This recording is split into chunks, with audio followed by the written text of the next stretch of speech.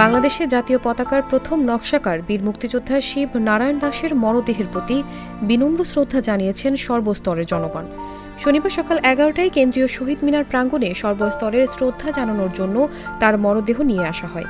এ সময় দেশের বরেণ্য শিক্ষক, বীর মুক্তিযোদ্ধা, সংসদ সদস্য, অভিনয় শিল্পী সহ নানান শ্রেণী পেশার মানুষ তার বিদেহী আত্মার প্রতি গভীর শ্রদ্ধা জানান। শিব নারায়ণ দাস এমন একটি মানুষ ছিলেন যে মানুষটি কোনো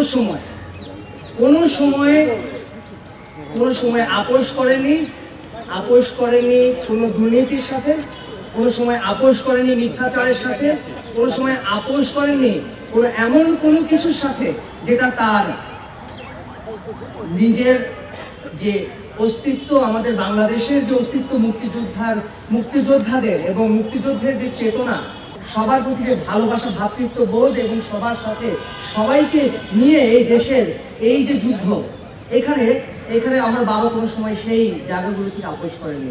আমার বাবা শিব নারায়ণ দাস সবসময় একটি কথাই বলে দিয়েছেন, এই দেশের নিপীড়িত নির্যাতিত যে সকল মানুষ রয়েছে তাদের জন্য কথা বলতে হবে।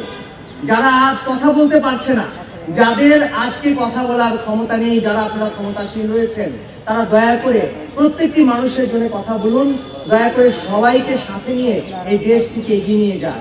বঙ্গবন্ধুর নেতৃত্বে যে সংগ্রাম চলছিল, সেই সংগ্রামের অংশ হিসেবে আরেকটি রাষ্ট্রের পতাকা তৈরি করা এটা অত্যন্ত দুঃসাহসী কাজ, এবং সেই দুঃসাহসী কাজ তখন ছাত্রলীগের নেতারা এই পতাকা তৈরির কাজ করছিলেন, এবং সেই পতাকার নকশা তৈরি করেছিলেন তৎকালীন ছাত্রনেতা, আজকে যিনি প্রয়াত হয়েছেন আমাদের সামনে, আমাদের শিবুদা, তিনি। আমরা তার প্রতি আমাদের সশ্রদ্ধ অভিবাদন জানাই। শ্রদ্ধা জানানোর সময় শিব নারায়ণ দাসের ছেলে অর্ণব আদিত্য দাস সাংবাদিকদের বলেন, আমার বাবা এই দেশের জন্য অনেক কিছু করেছেন, সেটা আপনারা সবাই কম বেশি জানেন, কিন্তু তিনি কখনো তার এসব কর্মের কথা কাউকে নিজ থেকে বলেননি। তিনি কখনো কাউকে বলেননি আমি দেশের জন্য এটা করেছি, সেটা করেছি। তাকে বিশেষ কোনো স্বীকৃতিও দেওয়া হয়নি। তিনি ছিলেন প্রকৃত একজন দেশপ্রেমিক, একজন ভালো মানুষ।